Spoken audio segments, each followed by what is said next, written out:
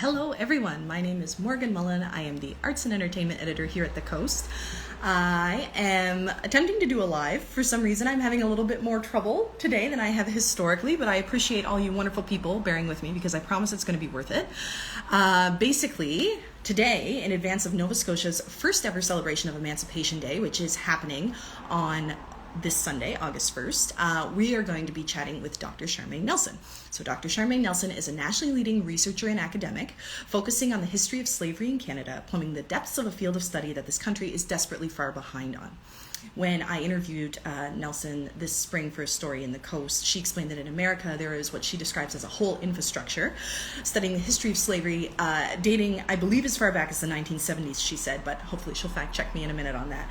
And she said, when I asked her how Canada was doing by comparison in this field of study, she said, quote, "We are so far behind, it is ridiculous." So, as the founder of the only research center dedicated to Canadian slavery, which is located right here in Halifax at NSCAD University, Nelson knows all about this overlooked chapter of our past and all about how most of us have no idea that it even happened. I will count myself in that category, to be completely honest. There's a lot of parts of our history that is only coming to light for me this year, and I just... It's time we catch up, so I'm excited to talk with Dr. Nelson about all of this. And also, I appreciate those of you who have stuck with me through our couple of attempts at connecting here. So, with the arrival of the new national holiday of Emancipation Day, which, like I said, is on August 1st, and for those of us who are unfamiliar, is a celebration of the historical end of slavery in the British Empire, I thought it was the perfect time to chat with Dr. Nelson again about this overlooked part of our past. So, we're hoping that this time we're going to be able to connect. Just bear with me.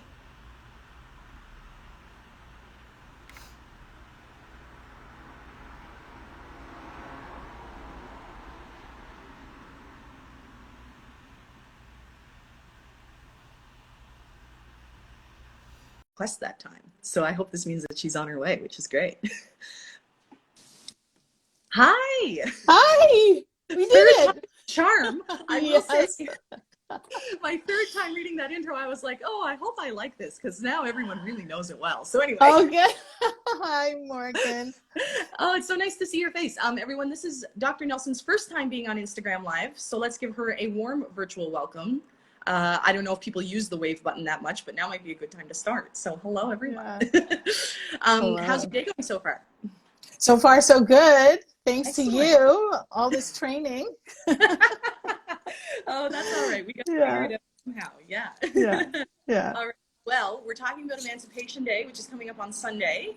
And I guess, let's just start at the start. Why is Emancipation Day historically significant? I'm also wondering, in your opinion, what ways you think the lives of everyday Black Canadians would have changed after the 1834 Slavery Abolition Act came into effect across the British Empire? Wow, great question. So I know that's heavy on top. Yeah, but no, we have to first explain what is this day that we're commemorating. So Emancipation Day that we are commemorating in Canada, of course, has to do with the British Empire. And so this prompts us to recall that when we think about the 400-year history of transatlantic slavery, we're dealing with multiple empires who simultaneously were colonizing the Americas.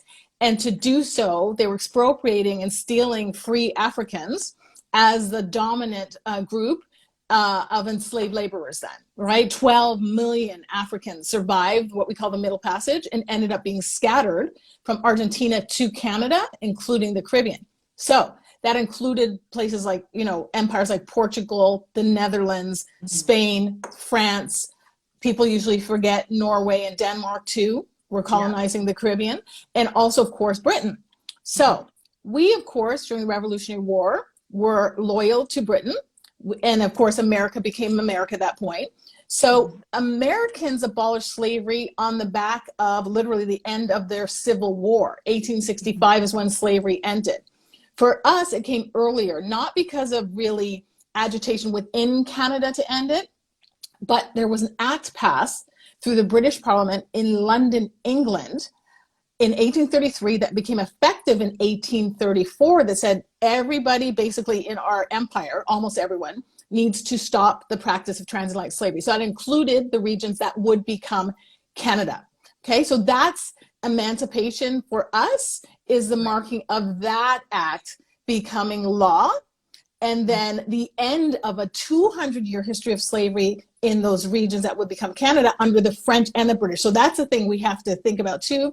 Although the Britain was a dominant empire at that point, of course, France, for instance, initially colonized what we today call Quebec, right? So we need to think about that as well. Yeah. So the second part, I think you're asking the significance of this. I think what's really powerful, Morgan, is we're in a nation that has never apologized for slavery, and broadly, we've never had any level of government acknowledge that slavery ever happened in Canada. So for me, if you're acknowledging emancipation, you're acknowledging that slavery happened here, because emancipation of what is the question that most people would ask. What were people emancipated from? And the answer to that is the 2-century history of Canadian slavery. So this is actually an interesting way, if you will, in a way it's a back-end way of acknowledging the history of Canadian slavery. And it's a moment then for Canadians, I'm hoping Canadians will stop and ask themselves that question, emancipation from what? And of course that answer leads back to transatlantic slavery. Yeah. Oh my gosh. Yes. Yes. I feel like every time we talk, I spend so much time just going, whoa, because you're right. It never has been acknowledged. And that just it feels like such a backwards way to do things. So I'd also asked, I kind of did my signature thing by mistake where I packed a lot of questions into one. But what ways do you think the lives of everyday Black Canadians in that era would have changed with this coming into effect? To the best. Like, I mean, I know you weren't there, but just for sure. This is a great question, Maureen, because it allows us to conceptualize and to rethink what slavery actually was. So here's what we have to understand. All right, if slavery was only about control through physical brutality, like corporal punishment, like I will whip you, or I will brand my initials into your body, then slavery could not have been sustained in a place like Jamaica or Haiti, where Haiti in the 1780s, 90% of the population were enslaved Africans, right? So white people were completely outnumbered. So it was just about physical brutality that couldn't have been sustained for 400 years. It was also about surveillance, about ruling through terror. So I will terrorize you. I will make you live daily in fear. And also through psychological manipulation, through things like one uniform, almost universal slave owner tactic was having the threat of family separation loom over enslaved people. So you are things under the law. You're a chattel or movable personal property, which means what? The slave owner has complete control over you and all of your kin that they own. And one dominant act of terror then and control was, you do exactly what I say you are to do, or I'll sell your wife, I'll sell your children, I'll sell your grandmother to another plantation or to another region, right? So there's all these different ways that slavery is being sustained through material deprivation, through control of cultural practice. Don't play your drum anymore. Don't speak your language anymore. I'm going to rename you. I'm going to whip you. I'm going to brand you. So we have to think about all that. So here comes Britain saying it's abolished. Technically, those things stop. But then we understand then, because slavery ends doesn't mean that racism ends. We have then a world, right, Morgan, where anti-Black racism has been the foundation, let's face it, of colonization in the Americas, right? The only group that was always deemed to be enslavable, if you will, were Black Africans. Sometimes Indigenous people enslaved, sometimes they weren't. They're always colonized, which is horrific, but sometimes they weren't reduced to the state of chattel as Black people always could be. So we have to understand that the anti-Black racism didn't disappear. It changed forms and it went into other institutions. So for instance, policing had always been a part of the control of enslaved community and individuals. So then policing takes over in a way where slave owner control has to end, right? Legislation takes over in a way that slave owner control has to end. Just white populist surveillance of Black people and control of things like the economy, education, healthcare, et cetera, takes over when the slave owner control ends. So this is a long way of saying things would never have been good for free Blacks in the period of slavery.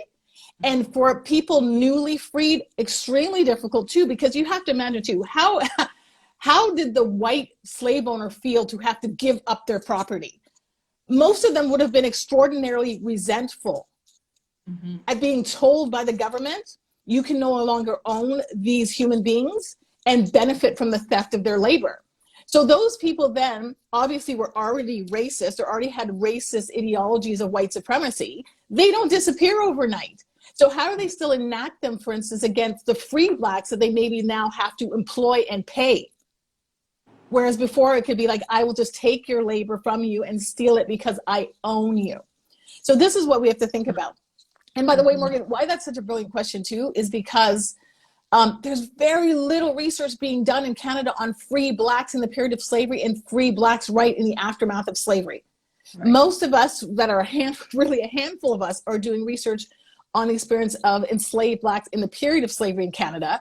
And almost no one is focusing on, okay, what was it like to be a free person when your brother and sister to left and right are enslaved? And people are looking at you and often mistaking you as an enslaved person because of the conflation of blackness and the state of bondage too, right?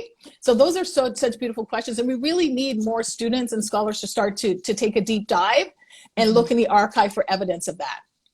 Yeah. And speaking of archives, for people who maybe aren't familiar with what you do, when we were speaking back in the spring, you were explaining that a lot of your work is going through historical records like newspapers and people's wills and things like that to kind of track the lives of slaves because they wouldn't have, I'm trying to summate here, but maybe I should be letting you, but to kind of track a person's life for a person who wouldn't have any records of their own sort of thing. And it kind of, I use the analogy of like trying to kind of rebuild a cake out of crumbs in order to see what the lives of these people were really like, because they wouldn't have been able to have many or maybe any firsthand recountings. Like there's no journals or anything like that. Oh, Morgan, can I tell you, this is a huge issue. So part of why it's so important then that the scholars who actually are generating research on slavery have access to grad students especially is because we have to train the next generation of scholars to do this research, which, as you're pointing out, it's a completely different task to research free people historically than people who were enslaved. And exactly to your points, for instance, pervasively across the Americas, to be enslaved was to have your slave owners and the regimes in the state say you must remain illiterate. Because, of course, the power to read and write was seen as a way to defy slave owner authority, right? So for instance, can you imagine when the Haitian Revolution breaks out and there's reporting going on all over the transatlantic world, the last thing you want as a slave owner is for your enslaved people to know that there is a group of black enslaved people have taken a whole colony, right? Have liberated themselves on a colony-wide scale as opposed to a little rebellion here and there. So you can see why this was imposed upon people, but then exactly to your point, who were the enslaved people who could actually narrate their own lives and leave traces of their own life, for instance, in written form? Very few, very far between. Like a person like a Frederick Douglass, enslaved man born in Maryland, USA, probably the most prominent and famous enslaved person in US history, is able to free himself.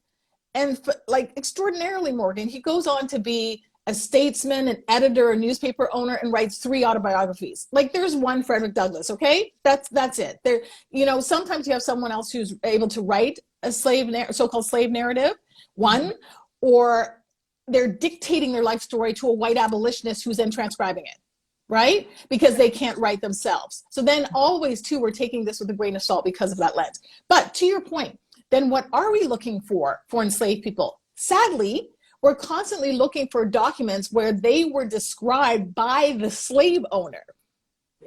So we look for them through the lives and documentation of the slave owner because that's all we have in most cases, meaning what? The slave ads that were actually printed, slave sale, slave auction, and fugitive ads. And I'll point out the first 2 are very unhelpful for individual biography because often, Morgan, they don't give a name. They'll say, likely Negro wench 15 for sale. Like, good luck to you trying to figure out who that girl was. Exactly. Because they don't give a name. So unless then you go back to the printer and the printer's archive is whole and the printer documented the name of that enslaved girl, you'll never find her name. So the fugitive ads are different though, Morgan, because here we have slave owners printing ads to hunt people who were resisting through flight. So they gave all kinds of documentation about the person that individualized them, like the first name, because usually enslaved people didn't have last names, because your last name was the person the name of the person who owned you, but the first name, the height, origin, ethnicity, if they knew it, what you were wearing, because you were so materially deprived. Usually you had one set of clothes. So describing your clothing is like describing you, right? Mannerisms, languages, accents, it's all there. So that is a huge resource for us. But then to your other point, Morgan, the objectification of enslaved people was such that they end up where? In wills and estate inventories as heirlooms being passed down to the, you know, heirs of a slave owner if the slave owner dies before the enslaved person. That's the only way that works. And the estate inventory, where then a bunch of lawyers or notaries would come in and say, okay, he has a bed, he has a horse, she has a cart, she has 5 so-called Negro slaves. So you see the enslaved people there who survived the slave owner being documented in those 2 documents. And then other documents, Morgan, are hit and miss. So Right. if a region allowed enslaved Black people or Indigenous people to go to the local hospital, because sometimes those hospitals are segregated and only for white people or only for free people. So if that region allowed enslaved people, then you might find medical records. And if, let's say, the cemetery was not segregated, you might find burial records. What you do find a lot of too is baptismal records, but this is not a hooray moment. This is a part of the process of forced Christianization. So you have white people forcing Christianity onto Black people who had at least initially other religions if they were born on the continent of Africa. And so you find often baptismal records, which are then, you know, telling us that they're being forcibly Christianized or, you know, moved into the religion of the slave owner. But yes, Morgan, this is a huge issue. Just what are the documents that we look for, and how then do we read them against the grain when we know that they're mostly generated by the slave owners who have, of course, a specific ideology. Exactly. Yeah. Thank you for that. That was super interesting and informative. So when we last chatted, you had said, I always feel weird reading people's quotes to people, but until I think of a better way to do this, quote, we have a 200-year history of slavery in this country, and it's not being taught at any level of curriculum, not in grade school, not in high school, not in college, not in university. And there's very few publications or types of media or art or popular culture too about slavery that's produced in Canada. So my question is, I'm wondering, do you think Emancipation Day might help change that? Or might help kind of daylight this overlooked history in general? Or what are your thoughts on that? Yes, so I think the day itself is a first step, and it's in for, you know, look at this, we're having a conversation about this now, right? So it's for people now to take that first step and turn it into something that can be transformative. And that's what we're, of course, aiming to do at the Institute for the Study of Canadian Slavery at NASCAD. And yes, for me, Morgan, you know, I come at this, of course, for people who may not know, I'm a professor of art history.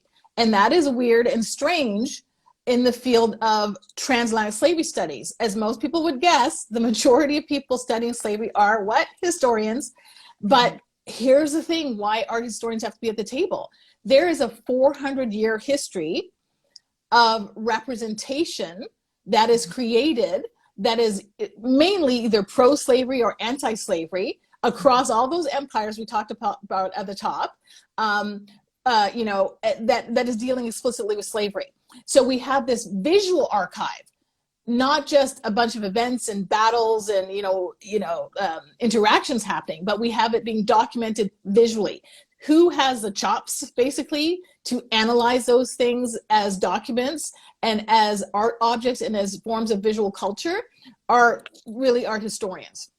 So I think it's really important that we be at the table, because literally certain genres of art, like portraiture, are completely transformed under the weight of slavery. And what I mean by that, Morgan, is, for instance, when you find portraits of an enslaved person, and I'll just remind people that a portrait is not just the image of a human being, it's the image of a historically specific human being or someone who actually lived. So when you find portraits of rich white people, typically were purchased, they were by the white person or their family, or, for instance, an association or society that they belong to, like the military, right? Or a university, commissioning a portrait of a president, okay? And so they then had the power through that patronage to dictate to the artist, make me look good. This has to be a flattering likeness. I'm holding the money and you are an employee then. With enslaved people, Morgan, as you can imagine, the enslaved person is almost always, when they're represented in the context of slavery, being forced to sit for the portrait by the slave owner. So the portrait too takes on the status of, as literally is a status symbol for the slave owner to demonstrate that they own human beings or human property. And often the enslaved people were forced to sit in what we call conversation pieces or group portraits with the slave owners and their families, and to actually be in the acts of laboring in the portrait. So they're handing you some fruit in the portrait, they're holding your horse still while the child gets on the horse, the white child gets on the horse, etc. So it totally then, whereas the, you know, portraits of free, rich white people were done to flatter them and elevate them, when Black people get included in portraits as enslaved people, it's literally done to document their objectification and their chattel status. So that is like, for instance, you know, this is something that historians, anthropologists, all the other wonderful people who deal with slavery don't think about and don't write about and don't analyze and don't understand then that this is also a realm that was doing the work of that objectification. Exactly. Right? It's not just the law doing that work. It's not just politics doing the work. It's like visual culture was doing the work of that objectification. So, yeah, I think this is a moment, Morgan, for us to think, what next? Let's not stop here. Again, I hope that people are conscious enough to think, you know, when they're sitting out grilling, which of course is going to be hopefully a lovely weekend, you know, sit out and do your thing, but also think, why do I have this holiday? Exactly. Like, again, emancipation from what? Right? And then the next steps, again, Morgan, like to your point, thank you for saying that. Where's the curriculum? There's so many well-intentioned, good-hearted, you know, well-trained teachers who never were trained in this because it's not in the curriculum and you can't teach what you've never learned. So where's a curriculum to help that, you know, that teacher who wants to teach the grade 8 class about Canadian slavery as opposed to the Underground Railroad again, which again, can I point out to everybody, 31-year history between the end of abolition in the British Empire, which impacted Canada, 1834, and the end of American Civil War. That is a 31-year period when enslaved African Americans were running north into Canada, knowing that they'd be free when they crossed the border. But you see the hypocrisy? We have enshrined, we teach that all the time, especially February, Morgan. Here comes Underground Railroad again. And then we don't teach anything about a 200-year history of slavery. Like, hello, did you see the imbalance there, people? Like, I mean, come on. Yeah. And absolutely, it's not, as Morgan, to your point, Morgan, it's not because of a deficit in the archive. The documentation is hard to work with for the reasons we discussed, but it's there. Because people document their property, right? People in the 18th century, 19th, you owned a horse, you had evidence to prove you owned that horse. You have evidence to prove you own your house and the land. You had evidence to prove you owned human beings. It's in the archive. Yeah, exactly. So much.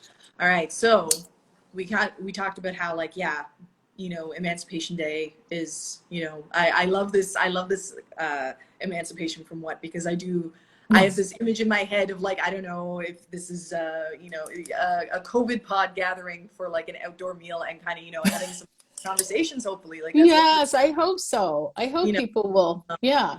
But yeah, and we talked about this a little bit already, but I think it's one of those things that you can't over talk about. So how would you say the legacy of slavery shapes or influences today's Canada or today's Turtle Island? Oh boy. Well, you know, in every possible way, because slavery impacted detrimentally enslaved people, Black and Indigenous, in every conceivable way, because slave owners controlled everything about you, what you ate, how much you could eat, the labor they were stealing from you. So if they were imposing training on you, or actually they bought you because they knew you had a certain type of skill set to begin with, where you were living. In a place like Jamaica, it meant that there were all these so-called Negro villages, Morgan, that were on these plantations that were thousands of acres in size typically. So you're living together, but you're living in a landscape that surveillance is built into it too, because, for instance, they put the big house or the great house on a hill, so you always feel like you're being watched. Hello, right? And they put the Negro village below the hill. But, you know, also what you could wear, your movement, completely restricted by the slave owner or who else they've hired to manage you in the plantation context, the overseer, the managers, etc.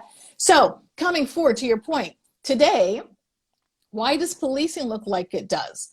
Why is it Black people and Indigenous people, for instance, that are so thoroughly over-policed in terms of the rates at which we get stopped and frisked, carded, whatever language you want to use for different regions, differential, right? We know there's differential outcomes in terms of our Black people moving through judicial systems. So we'll go to jail for 5 years for possession of marijuana before it was legal, whereas the white person might get probation or go to jail for 6 months. So that healthcare to health access, the way we're treated by our doctors, nurses, healthcare professionals is completely different. Listen, for instance, you know, and there's much brighter people who work on this, who know way more than this than I do, but I have been privy to some pop culture writing and some academic studies on this. But there's a reason, for instance, Morgan, why the opioid crisis has not impacted Black people to level that it has white. And the reason is that when Black people go to their doctor or healthcare professional and say that we're in pain, they don't believe us. And they won't prescribe to us painkillers that are sufficient for the pain that we're suffering. So we literally haven't been given opioids, so we literally haven't become addicted to them. Do you get me? So in a way, that's good. We've been saved from it, but we've been spared from it because of racism in the medical practice. So whereas we say, like, listen, my arm, doctor, I'm in so much pain. Like, I think my arm, literally, you need to put it in a cast, it's broken. They'll say, no, that's a sprain. Here's some Tylenol. You understand? Whereas the white person who says that will get some opioids. But sadly, and I'm not laughing, then, you know, that's why the crisis has been in the white community. Because when white people speak about their truth in an objective manner, they are believed. When we speak about our truth in an objective manner, we're always subjective. Right? And we're not to be trusted with the ability to narrate our own realities. And that goes back to slavery too, and stereotypes of Black criminality that are connected to things like the runaway slave ad, right? Because, and let me just say really briefly, because the runaway slave ad, and part of what that was doing, again, this is Black people running away, resisting by running away, white people, slave owners hunting enslaved Black people to recapture them. And in those ads, the slave owners would often say, this person stole my gold, my jewelry, you know, they stole my horse, they stole my clothing. We don't know if any of that's true. Perhaps it's true. A lot of times it was a lie, and it was a lie designed to incentivize the public to think, hey, this person's a criminal anyway, and this slave owner is offering $10 for me if I help catch them. Why not help participate in catching them, right? So there's a constant criminalization then going on in that print culture and in other ways, of course, in the legal system and the very definitions of slavery. So that too, Morgan, is still with us. And I just I laugh because it's not funny. I tell you, sometimes you have to laugh or you cry. But the amount of Black people in my life I know who've gotten multiple jaywalking tickets is ridiculous. Whereas, you know, I once was talking to a group of white friends about jaywalking tickets. They were like, what are jaywalking tickets? They had no clue what a jaywalking ticket is. I'm like, listen, people, that's how police get us. You cross on the red, which everybody's doing in a place like Toronto, and then you're crossing with 5 people, and 5 of them are white, and it's you, and the police pull up and stop the Black person, and like, here's your ticket. Okay?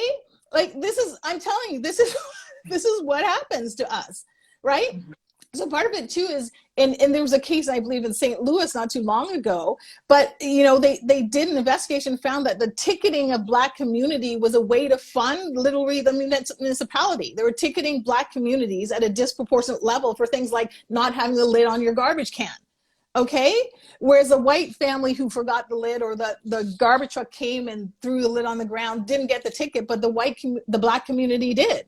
So we got to think about, like, all the different ways that is still the different arms or aspects or divisions, departments of the state are surveilling us and being punitive against us for trying to live, just for existing, right? And for Black people, we talk, Morgan, we have our little codes, but we're like, you get a ticket for driving while Black, for walking while Black, for eating while Black, for like there's all these things that, because it's not about what you were doing.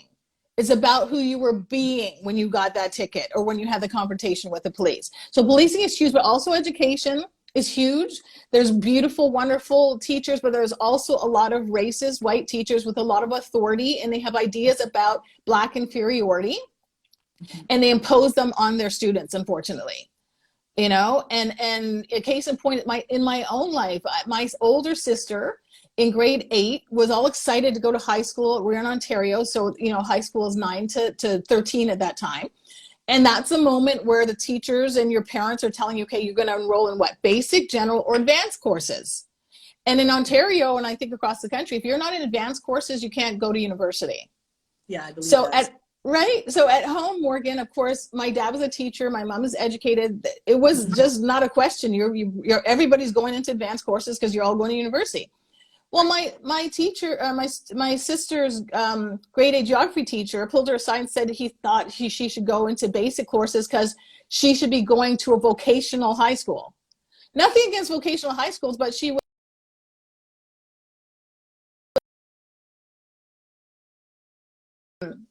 you know, a type of high school which would not have allowed her to go to university.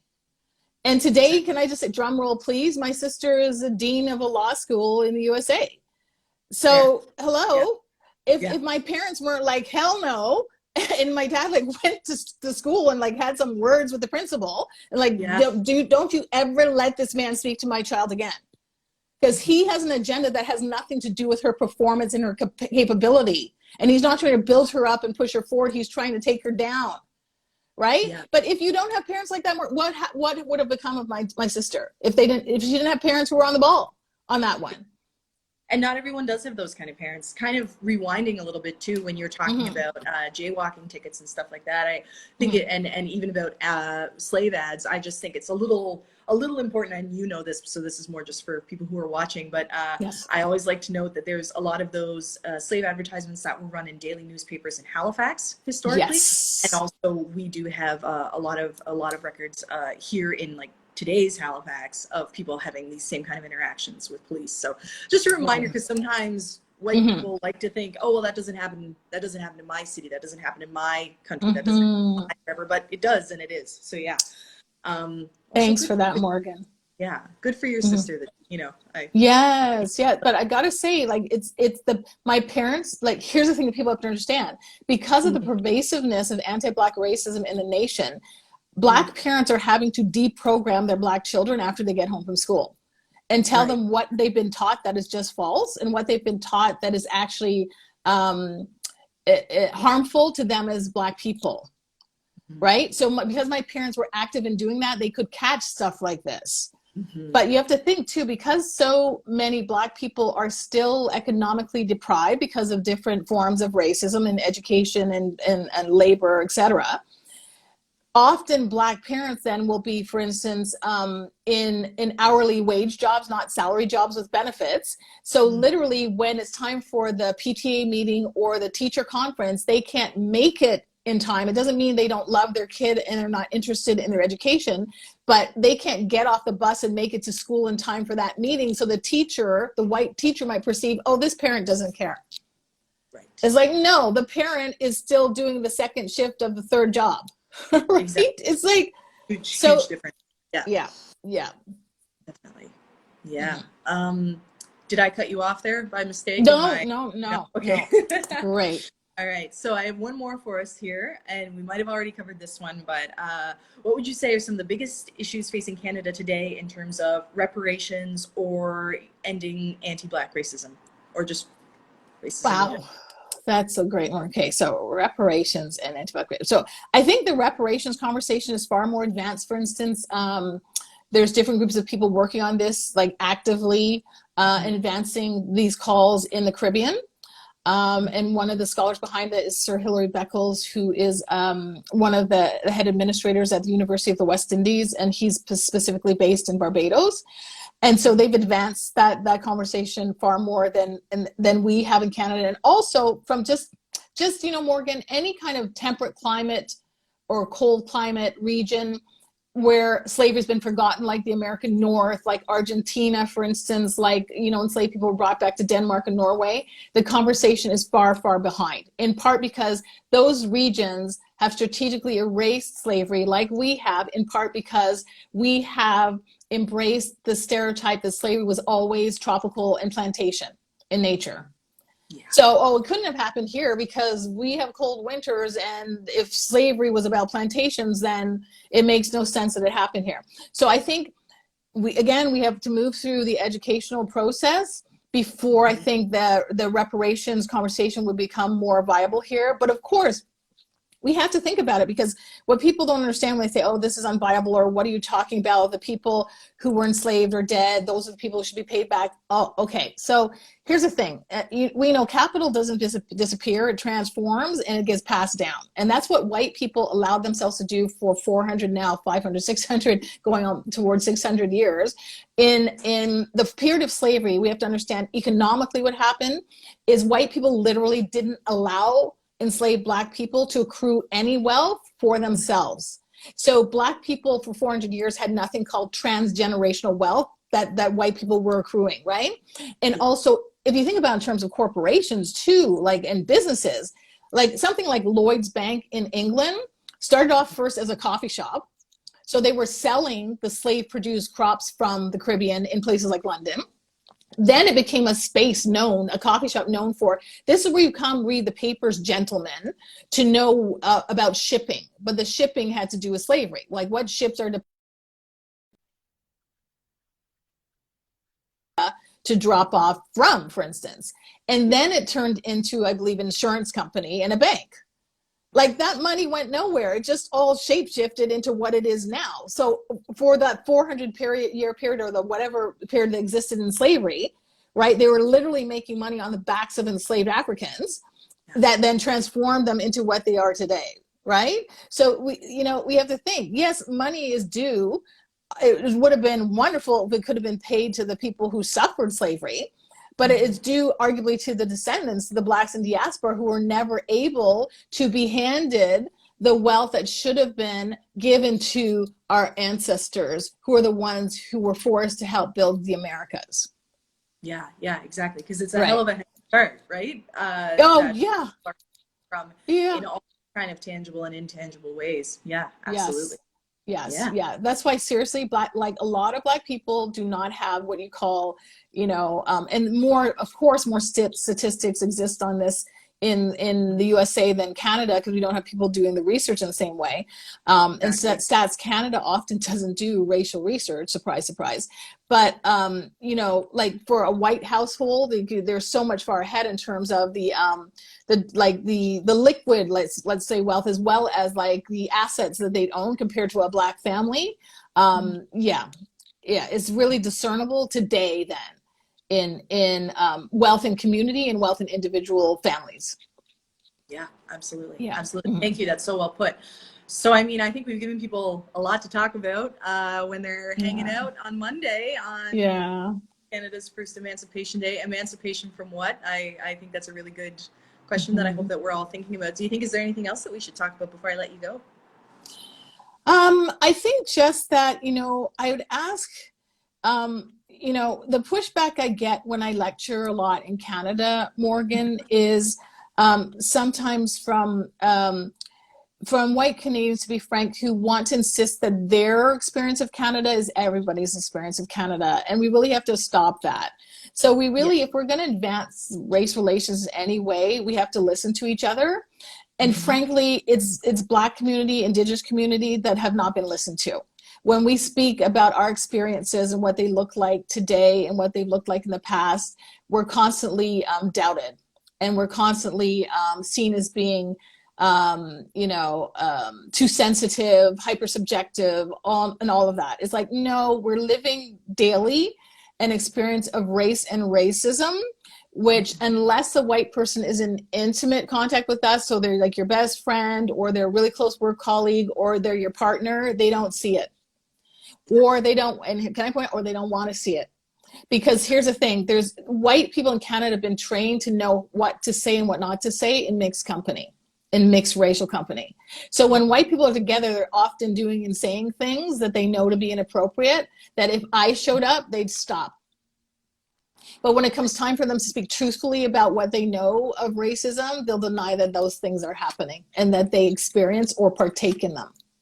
Yeah, Yeah, So we got to be honest. We're going to advance the conversation, and we have to, your Canadians have to start to listen to Black people, that the experiences of race and racism, which are sadly one of the profound inheritances then of transatlantic slavery, have not left us. And we could see that that's why the Black Lives Movement actually, is finally getting some respect, because we saw what happened to Mr. George Floyd. He should be here now. Trayvon Martin should be in his 20s. Tamir Rice should be a teenager, right? And the cases like that happen in Canada as well, with over-policing, police brutality, etc. We have to take those seriously. And we shouldn't be in a world, in a country where it's how many times more likely for a Black person to die at the hands of police than a white person, right? That shouldn't be possible in 2020. Like, who are we? And can we finally live up to our rhetoric? Canada has a beautiful race rhetoric. It's not authentic, though, because that's not what's happening on the ground for Black people. So we got to be honest about that. We have to have some difficult conversations, but we got to be honest about that. Definitely. Yeah. Definitely.